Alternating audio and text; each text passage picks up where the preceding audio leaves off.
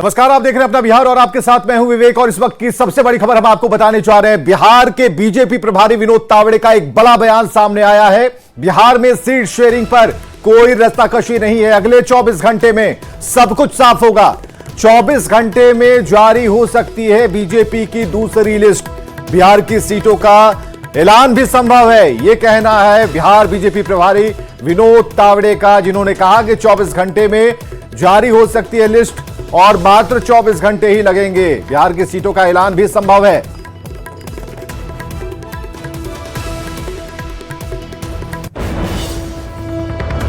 तनातनी कहां देखी आपने, मुझे पता नहीं। मुझे तो कुछ नहीं दिखाई दिया। सब अच्छी तरह से अगले 24 घंटे में आपके सामने आ जाएगा।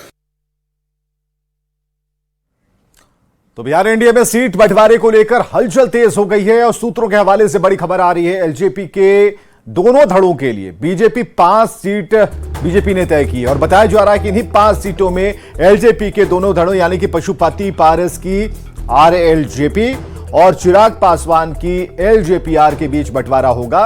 इसके साथ बीजेपी पूर्व मुख्यमंत्री जीतन राम मांझी की पार्टी हम को भी एक सीट देने वाली है। खबर है कि उपेंद्र कुशवाहा की पार्टी राष्ट्रीय लोक मोर्चा को एक सीट, और अगर मुकेश सहनी भी एनडीए में आ जाते हैं तो उन्हें भी एक सीट बीजेपी देने को तैयार है।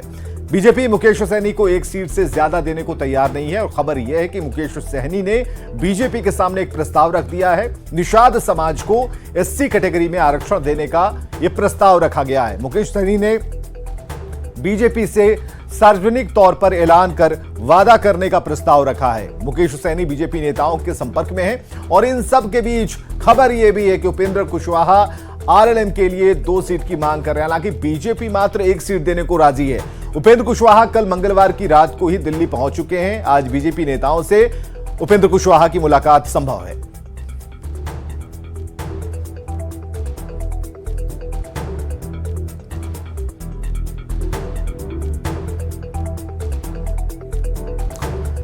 और सूत्रों के हवाले से बड़ी खबर आ रही है कि पशुपति पारस को बड़ा झटका लग सकता है। चिराग गुट को 4 से 5 सीट मिल सकती है। हाजीपुर और वैशाली सीट लगभग तय मानी जा रही है। पशुपति कुमार पारस को सिर्फ एक ही सीट मिल सकती है। पशुपति पारस ने बीजेपी के सामने अपनी बात रखी थी। हाजीपुर की जगह समस्तीपुर से पशुपति पारस को चुनाव लड़ने को कहा गया, लेकिन पशुपति पारस हाजीपुर सीट छोड़ने को तैयार नहीं है। पशुपति पारस समस्तीपुर से चुनाव नहीं लड़ना चाहते। समस्तीपुर से फिलहाल पशुपति पारस के भतीजे प्रिंस राज सांसद हैं और कहा जा रहा है कि बीजेपी एलजेपी के दोनों धड़ों यानी आरएलजेपी और एलजेपीआर को एक करना चाहती है। पशुपति और चिराग के बीच सुलह कराकर बीजेपी दोनों पार्टियों का विलय कराना चाहती है, लेकिन पशुपति पारस एक होने को तैयार नहीं। हालांकि उन्होंने आखिरी सांस तक एनडीए के साथ रहने की बात जरूर कही है, लेकिन भतीजे चिराग के समझौता पशुपति को मंजूर नहीं है। पशुपति पारस की बीजेपी नेताओं के साथ बातचीत जारी है।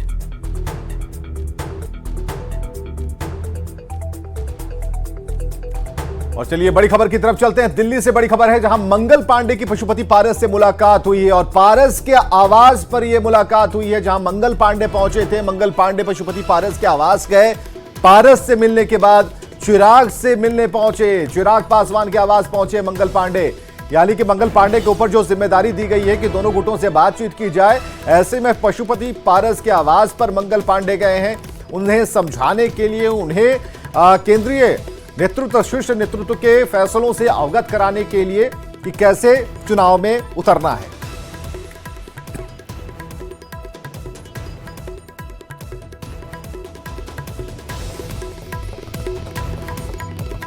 तो बड़ी खबर इस वक्त की, मंगल पांडे की पशुपति पारस से मुलाकात हुई है। तस्वीरें हम आपको दिखा रहे हैं और साथ में प्रिंस राज भी नजर आ रहे हैं। ऐसे में पारस के आवास पर यह मुलाकात कई मायनों में खास है। मंगल पांडे पशुपति पारस के आवास गए हैं और पारस से मिलने के बाद चिराग से मिलने पहुंचे। चिराग पासवान के आवास पर मंगल पांडे पहुंचे, यानी दोनों ही एलजेपी के जो खेमे हैं दोनों से बातचीत चल रही है और एक एक कर बातचीत हुई है और मनाने की कोशिश की जा रही है कि ये मान जाए ताकि बीजेपी एक संतुलन बना पाए पार्टियों के बीच में।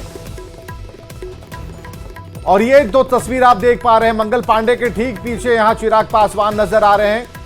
हालांकि कोशिश जरूर की गई कि चिराग पासवान से बातचीत हो पाए, क्या कहा ये हम जरूर बताएंगे, लेकिन देखिए अपनी मां से गले मिलकर उनका आशीर्वाद लेकर चिराग पासवान वहां से निकले और ये वो गाड़ी से निकले हैं। वो तस्वीरें हम आपको दिखा रहे हैं। एक बड़ी खबर, चिराग पासवान पहुंचे हैं नड्डा के आवास, जेपी नड्डा के आवास पहुंचे चिराग पासवान और जेपी नड्डा के आवास पहुंचे हैं और लगातार ये गहमागहमी बढ़ती जा रही है। विनोद तावड़े ने पहले ही कहा है कि 24 घंटे का वक्त दीजिए, 24 घंटे में सब कुछ साफ होगा। साथ में चिराग पासवान के साथ में मंगल पांडे मौजूद हैं। चिराग पासवान जेपी नड्डा के आवास पहुंचे हैं और ऐसे में अब उस टेबल पर बात होगी। जेपी नड्डा के आवास पर बात होनी है कि हमने आपको इतनी सीटों का ऑफर किया है, आप कहां से लड़ रहे हैं, आपके चाचा कहां से लड़ रहे हैं, ये ऑफर अब बांट दिए गए हैं। कुल 5 सीटों की बात कही जा रही है। मंगल पांडे और औपचारिक ऐलान हो जाएगा आज। मंगल पांडे जी के साथ गाड़ी में जा रहे हैं आने दीजिए।